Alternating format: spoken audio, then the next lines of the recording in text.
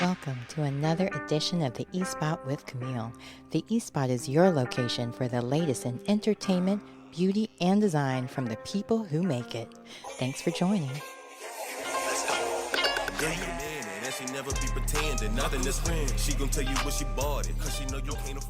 I am elated to share with you that with all the wonderful news that we're getting out of Washington lately, I wanted to bring on someone that can kind of give us some idea of what the hell to do. You know, like we're just so overwhelmed by all the negative energy that's coming out of there. So I brought on Mr. Robert Reives II, who is originally an attorney from Stanford, North Carolina. He graduated from UNC-Chapel Hill. We will not hold that against him. But he's also the North Carolina House of Representative. You may have recently seen a video clip of him that came out in May where he was involved in a little... Sometimes it's held back. And don't be point of order. Young man says point of order. Okay, I'm hoping I wasn't the only one that got shocked by that comment, that the only reason you went to Harvard is because you were black and an athlete? No, I did not say that. I said, did that end up being one of the reasons?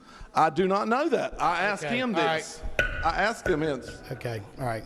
I don't mind answering. Jim doesn't answer the Moving question. right ahead, I'm very excited to have him. He is the House Democratic leader here in North Carolina, so he can share. Don't understand how we got to where we are now, but you're there doing the work, doing the bills, seeing what's happening. What good news can you give us? What hope can you give us? Well, first, Camille, thanks for having me on here. I really do appreciate it. Definitely an honor to be on the show. And I can tell you, the biggest thing is to engage. What's happened over the time that I've been in, and really I think over my adult life, is people have become so disengaged with government. And people have just, you know, it's kind of like we're taking the attitude that if I disengage, then all the bad stuff will just go away on its own. Right. And that's number one. Number two, one of the huge problems that you've seen, especially since 2008, is this thought process of getting a perfect person and a perfect candidate in the office. And if they're not perfect, I'm not voting for anybody. And that doesn't work. What we don't recognize is somebody's going to go into that office. So you've got to make a choice. And when you don't choose, you're making a choice. And so, I think if I would say anything, people have got to actually engage and be about the work of making government better. So but one of the things I think of is this. Obviously, this week's been a big week with the Supreme Court, a lot of decisions that people are upset about. But these are all decisions that if you followed politics, all of us knew were coming. Why did we know they were coming? Because the 2016 election was the election that determined what president was going to basically recreate the majority of the court. Right. And I remember distinctly listening to a lot of people who were disappointed with one of the candidates and didn't like the other candidates, that said, well, I'm not going to vote. And so the candidate that won put in the judges that he wanted to have in office, and those are lifetime appointments. And they did not hide who they were. They did not pretend to be one type of judge and then got in and suddenly were in shock. They told you at that time that these things were going to happen. I mean, all of us knew affirmative action was going to end. All of us knew that a lot of these other culture issues that were coming up were going to be issues that were decided in the way that they saw this world should be. Mm-hmm. So with that being said, those are the kind of things we got to think about. I mean, even in this state court, we're looking right now at redistricting, and people do not keep up with redistricting. That's just something people don't really care about or follow. But every issue that you care about in your community, in our civilization, is affected by redistricting. It's just that simple. If you've got a problem that you want to see get fixed, it gets fixed by being able to elect candidates of your choice.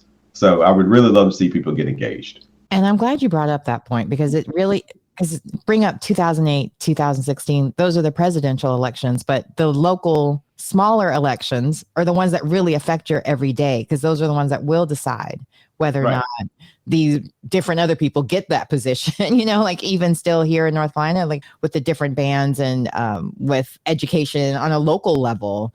Because even though I think it's important that people realize that not just the presidential election day, but the local elections that really can affect your everyday life, because they can speak up for the wrongs that may be done by when you have a dictator president in office. President in office. Yeah. No, I mean, I'm telling you, it's really interesting. What folks don't understand is at the federal level, the president, at the state level, the governor, those are not the most powerful people in your government. For instance, in North Carolina, the most powerful person is never going to be the governor. The most powerful person in government is your president pro tem of the Senate. Same thing at the federal level. The most powerful person in this entire country politically is the head of the Senate. That's it. It's a 6-year term. They've got to convince, usually 49, 50 other people that they've got a good idea, and it's done. They create laws. The only thing that presidents and governors can do is execute the laws. Yeah. They can't create laws. These are the folks that create laws. If a governor doesn't like a law, he can't rewrite a law. He or she has to veto it and hope that the people that are in the legislature rewrite the law in the way that they see fit. And people don't understand that. I didn't understand that.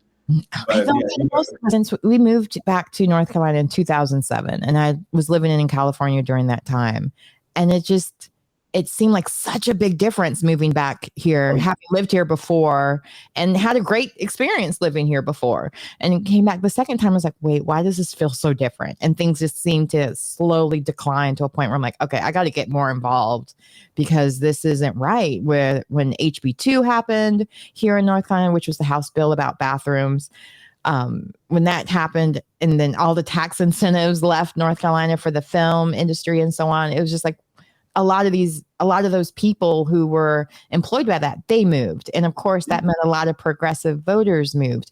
And then the redistricting happened. I mean, it was like you said, you could see it coming. But at the same time, I don't think we realized what was coming was so far back in the future. Like we literally are going back into the 50s and the Jesse Helm era and Jim Crow era. Now in 2023, how do you think we can shift that narrative so we're going back in the future instead of, going back to the past? What do you, obviously getting more involved, but what else can we do? Or is there any glimmer of hope of things that we'll have? Well, there's definitely hope. And I think the key point is recognizing that you've got the votes to do it. Most people, the majority of people think how you're thinking, in the sense of they want to live in a society that accepts them, that lets them be who they're going to be, that lets them be the best version of themselves without any type of interference. That's what everybody wants. Right. But what happens is you've got to understand that for all of the efforts that people have put forth to do the things that have made it necessary to, made North Carolina great. I mean, you think about what made North Carolina so special, and think of UNC-Chapel Hill in particular. Being a research place, it being a place. I keep forgetting. I'm sorry. Eagle. And Central too. Think of it like that. Central too. What makes it great? Diversity, being able to really, be whatever it is that you want to be, being able to be accepted. That's what really made us great. And then all of a sudden, you got to understand there are people who that doesn't make them happy. There are people who don't wake up every day saying, man, I'm looking forward to meeting somebody different. There are people who wake up every day and they want to, when the people they want to interact with are people who look just like them, act like just them, think just like them, and believe just like they do. And when they can't get it organically, then they use the levers of power to make it happen. So look, for instance, at the attack on public education. This goes on all the time. This is something we act as if this is brand new. When Brown versus Board of Education was decided back in, I guess that was 54, 56, Brown versus Board of Education comes down. The powers that be in Virginia were so against desegregation and integration that they shut down the public school system for 2 years. Think of the resolve that takes, that I will take the chance on nobody getting an education rather than having to be part of a society that allows all of us to get equal access to the same education. And so when you see the movement now, it's resegregating schools. I mean, that's basically what the legacy, like all of that was put into place so that it was a way almost to grandfather in that it's only people that look like them that get into these colleges or private schools and so on. Yeah. And it's, and that's the thing that we've got to do. But your question is, where is there hope? It's a matter of marshaling forces and people actually getting out and voting. So for instance, with redistricting, the reopening of the redistricting case for the House chamber is unprecedented. There's nothing. You never reopen cases unless there are new facts, new evidence, something else new. This was just we didn't like last year's decision. We're going to reopen and start again. The reason that's significant is because that decision was made by a court majority that just got voted in. And the Chief Justice lost her election, Chief Justice Sherry Beasley, by 400 votes. You get 400 votes in a church. Yeah. And so again, that's people not making the decision that I'm going to be involved and I'm going to make sure that I've got votes. You got to vote. If there's something that you have that's elected in your community, you've got to vote for it. If it's dog catching, you've got to vote for it, because that person is making a decision every single day. When you talk about issues that are hot button issues now, obviously relationships with law enforcement are hot button issues, but the focus ends up being on the wrong people. Your elected officials determine the atmosphere that everybody operates in. So for instance, let's say that you feel like that, you've got a bad police officer somewhere, which, truth be told, most police officers don't want that bad police officer, but they are not the ones who decide that atmosphere. That's your city manager, who is hired by your city council. So if you're not happy with it, then get a different city council. And those are the type of things that folks don't engage in. And so what we do is we keep getting mad at the symptoms instead of trying to figure out how to fix the actual problem. And we've got, and part of it is not just voting, but getting other people to vote. So getting other people to vote. You said it was just a church amount of members that lost for Cherry Beasley. I want to bring up something, because I've heard this on a national level, that it was also, she wasn't being supported by the Democratic Party because of finances. So can you talk a little bit about that? Like how, as someone who obviously has won several terms, how can the regular person who may not be the perfect person, or maybe they are the perfect person, but they don't have the financial support? Or because we've seen this happen with several Black women who have run in this state, where they were overly qualified for the position, but because of the finances, people don't want to support or want to sponsor them because they haven't raised enough. They haven't done this and that. So can you talk a little bit about that? Because obviously you know how to work around that. Well, Camille, it's an interesting discussion, and there's a lot to it. There's validity to both sides that you're going to hear on this discussion. And this isn't a political answer, it just really is. Right. There is a validity to the difficulty that African Americans have with raising money. There is an absolute validity, because the bottom line is that people tend to give to folks that they're familiar with. And I don't make that on the Democrat side as much about race as about a reality. The second thing that is also valid is that we as African Americans have an incredible amount of money in our communities that I don't know that we always make the decision to invest. And the reason I say that is this: there's a limited amount of money that's going to go into an election. So for instance, you use Sherry Beasley's election. Would I want them to invest in Sherry Beasley? Yes. One, Sherry's my friend. Two, I think she was the most qualified candidate, one of the most qualified candidates we've had run for either Chief Justice or for U.S. Senate. She's incredibly qualified. So I think she deserves it on that. Thirdly, I would say, because in my mind, you win North Carolina, that bodes well for the rest of the South. So those are reasons I would say. But also, being a person who runs our caucus operations, there is a real limit to money. Mm-hmm. So if I've got $100 in my pocket and I want to go buy groceries today, the truth of the matter is I can't get everything that's in that grocery store. There may be some things I really, really, really want, but at some point I've got to prioritize to make a decision. And I think that the response you would get from the national folk is they prioritize, and that's how we got Raphael Warnock in. And that would be the argument that they would make. They would say that they prioritize, looked at the numbers, and that's it.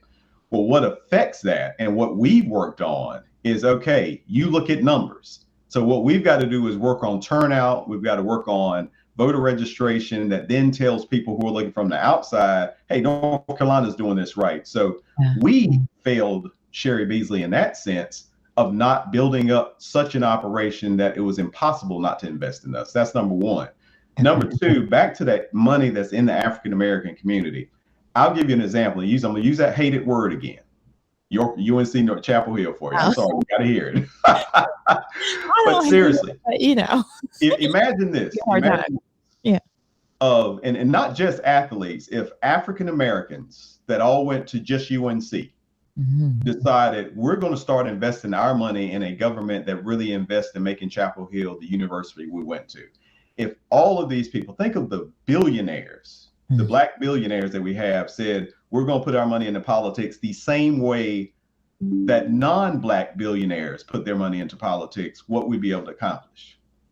And I don't know why we don't do that. I don't know what it will take for us to invest in the same ways that you see other people invest. When, what we compete against at a state level, candidly, and it's not a secret in the political thing, is that, the Republicans have at least one, possibly two billionaires that will tend to fund most of their campaign operations.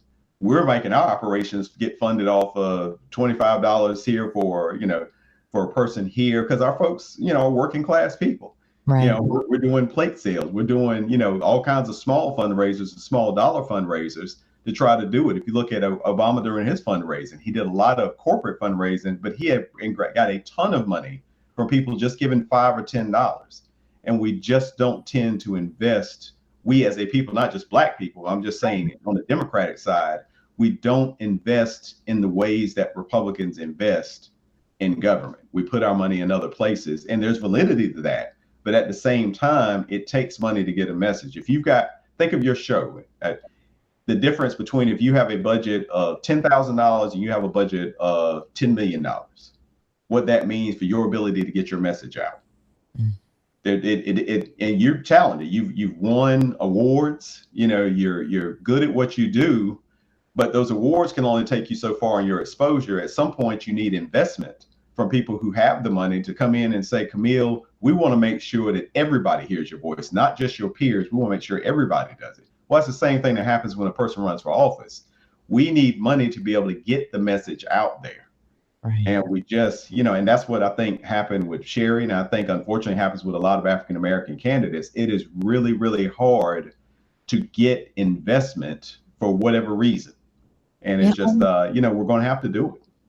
Well, I think that's an issue just in general that should don't run, because not only is it hard to raise the money, but even the salaries for some of these positions. I mean, once you get national, you're taken care of once you get 2 terms for life. But before then, on a town council, all those different positions, you kind of already need to be independently wealthy to be able to do your job and be able to be there for the people. So do you think there's any changes that need to be made there just so that we can get more great people in those positions? Because how can we expect for people to fight for a livable wage when they're not even getting a livable wage, so to speak, to be in that position? Well, Camille, I think one of the things that you would think is the question you ask is maybe that's intentional to keep working people from being able to serve in these offices. Our state representative, and same thing with state senators, we get paid between $13,000 and $17,000 a year. So obviously you're not going to be able to make a living serving in that way. Well, one of the things that we could do, we're paid like that because we're supposed to be a part-time legislature. But unfortunately, what seems to have happened is that we've made ourselves a full-time legislature. Last session, we were in session the entire 2 years. Now, to give you some perspective, Texas, which is obviously clearly a much larger state, much more economically diverse state, and they outrank us in every kind of numerical way. Texas meets 3 months out of 2 years. Now think of that. They're able to get their business done like that. Virginia's able to get its business done in 3 or 4 months. I think Michigan is another state that has a limit on how long session can go, and I think they go 3 or 4 months. Wow. These other states are able to do it, but for some reason, North Carolina wants to keep its people in session all the time and with no steady schedule. So what does that mean? If I can't tell my boss that I'm even going to be in tomorrow to the office, if I can't tell her that, then that means that I can't even run for this job. And we can't. We don't know our schedule from day to day. Once in a while, we'll have an idea of our schedule. We don't even know what tomorrow's schedule will be. We usually find out from an email late in the afternoon. And, purposely, I'm not sure that that's not on purpose, because it makes it incredibly difficult to get people who really can make a difference to run.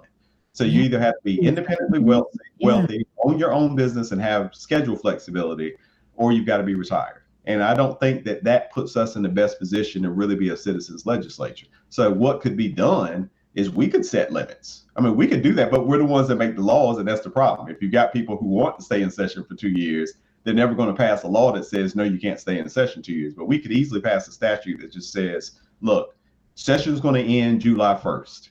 If the business isn't done, then it's not done.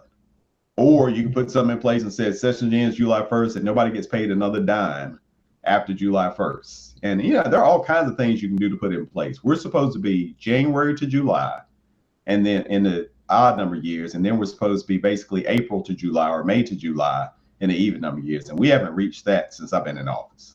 Wow. But it works out for the people who have been in the majority since I've been in office. And again, I can understand that their position is it's not inconveniencing them, but I do think that in order to get true representation, you would want to do something that, even though it's not inconveniencing you, that makes it work for everybody. Well, we know they're known for their sneaky tactics, like doing those votes at the last minute, and when they know everybody's at a certain celebratory situation that they should have been at too, and try to do votes and stuff. I'm not naming names, but you can Google and figure out what I'm talking about. Or, like they don't make it.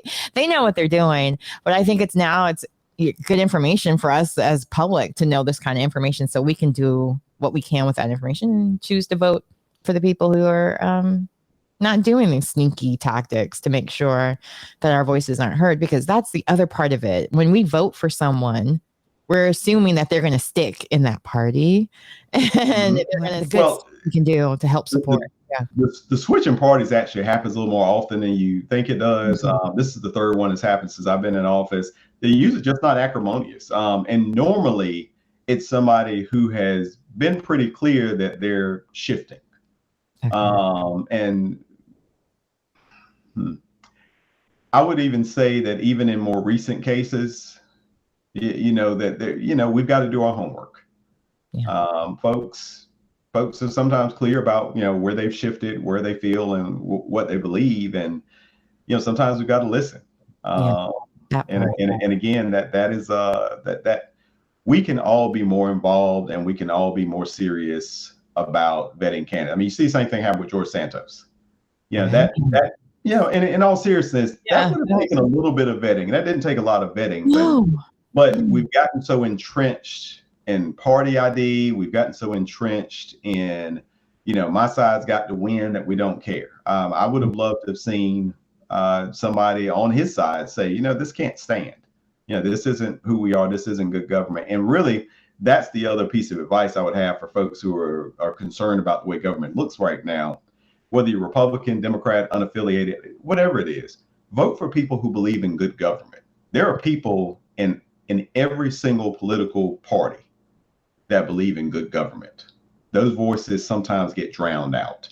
So if you elect people that believe in good government, then it really doesn't matter as much who's in the majority, because they're going to make sure that government's running the way it's supposed to be run. And it hasn't been that long ago that we had government running the way that it should run. We disagreed with things, but you think back to some of the leaders that you had probably 20, 30 years ago.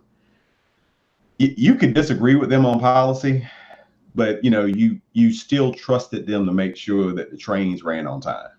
And right now we're moving to a point where we're electing people who are openly and aggressively against good government. They openly and aggressively believe that if you don't follow what they say or do, there should be dire consequences. That, you see Florida's just passed a bill, not passed, but actually I think it did pass one chamber now I think about it, outlawing the Democratic Party. I mean, that kind of thing, you can't let that continue. And we had bills. I mean, we had a bill last session. I mean, when everybody's talked about abortion this session, well, before Roe versus Wade was overturned last session, we had a bill last session that people signed on to, saying that if you got an abortion, you should get the death penalty.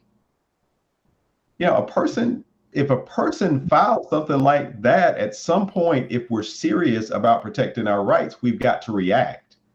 And we don't. I mean, people have just gotten so numb to some of the bad things that happen with people in government that we treat it like a reality show, and it's not a reality show. It's the most serious thing we do. Your government literally affects every aspect of your life, and your government literally will determine what will or won't happen with you. And that's the thing that you can get 100,000 people to turn out for a high school football game, But if you tell those same people when you leave to get into this game, you're going to have to vote, some people would walk away. True. And you've got to take it more seriously. And that's really my thing. And sometimes you've got to understand this isn't about who you personally like or who you'd like to have a beer with. This is about who does the best job. I've got several cousins that I love dearly and would do anything for them, would take a bullet for, but I know there are jobs they can't do. Maybe they wouldn't be the best surgeons, and there's nothing wrong with that. I wouldn't be a good surgeon. So, but we don't treat government like that. Too Right. bad. Yeah. And this is what I mean in the sense of we've got to do better about educating people about what's really happening.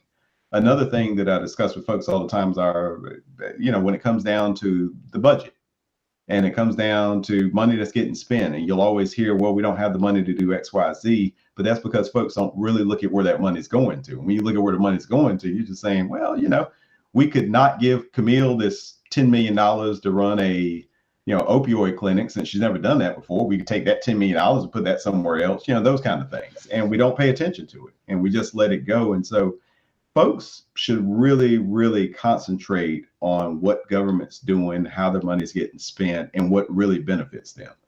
Because we also get caught up in issues that actually don't affect us one way or another. There are issues that we voted on this year that out of the 10.5 million people in North Carolina, probably 10 million of them will never personally experience. And again, it's not that it's not important, but it's about prioritizing. Right. And what our priority should be right now is building up the state. We're the 9th largest state in the country. We are the best state in the country for business. We have had an unprecedented run of economic development over the last 4 years. So what we should be doing is figuring out, what do we do now to support and supplant the people and the businesses that we've attracted to this state? And I don't know that we're always doing that. But what folks can do is identify things that you care about, recognize how government affects those things, and talk to your friends and family. I can go out and speak to as many people as I want to, but ultimately, half the people that I talk to are going to look and say, well, he's a politician. He's just saying it because of this reason. He's saying it because he's a Democrat. He's saying it because of these things. And they don't tend to listen. But who they listen to people that they see at home. So when you're home, you listen to your aunts, you listen to your mother, you listen to your family, your uncles, family, your friends. Those are the people that you actually engage with and say, okay, now if they believe this, I trust it. So we've got to take it upon ourselves to educate people. We've got to take it upon ourselves to support people. Again, getting back to the Sherry Beasley issue, one of the things that I talk a lot of times when I do talk to African-American groups is we've got to be the ones, if we want to see more representation in all areas, not just elected offices, but in jobs and things of that sort, we've got to support the people that we want to put forward. Right. If we think that we've got great people who could do great things for our community, we've got to support those people. They can't get there by themselves. None of us can be successful by ourselves. And we've just got to figure out how better to do that. And there are ways to do it. And sometimes it's just a kind word. It's just somebody coming up and saying, we know what you're doing. We appreciate what you're doing and want you to know that we're here to support you. Or even pointing out when I've got friends of mine that honestly will point out when we're in strange situations, like, this is my friend Robert. This is what he does. This is why I appreciate him being there. And that means the world, because when people hear that, they say, okay, well, there must be something to it. Maybe I need to pay attention. But what we tend to do in the social media world is we jump a lot on all of the bad that's going on. Right. And why not focus on the good? Because there's a lot of good out here. And if we focused on the good, I mean, you and I talked off camera about the challenges that you've had. I've had challenges, and some of the loss that we've experienced and things like that. And one of my friends asked me one time, well, how do you get through about losing your mother? Because we were incredibly close. I mean, she was my rock. But I told them I get through because of what she taught me. And I just remember all the good. I don't remember her illness. I don't remember, any of her bad days. I remember all of the good. Every time I do something, I remember something that makes me smile. And that's what I try to do when we're in government. I don't focus on the couple of bad apples. I try to focus on all of the good, strong, hardworking people that we have that are in government that want to make this place a better place. And I think if we did more of that, we'd really see things move forward. But it gets tough out here. You imagine being in an elected office and all you ever hear are all the bad things that you do, all the bad things folks around you do, all the bad things about government, then at some point you'd say, why don't I just go home? And so, but I've been lucky, and I know that that's what's worked for me, and I think it will work for a lot of people, is that I always, not always, but most of the time, I'm hearing a lot of positive things from people and a lot of great ideas, and that makes me know that I've got to stay here and make things happen for them.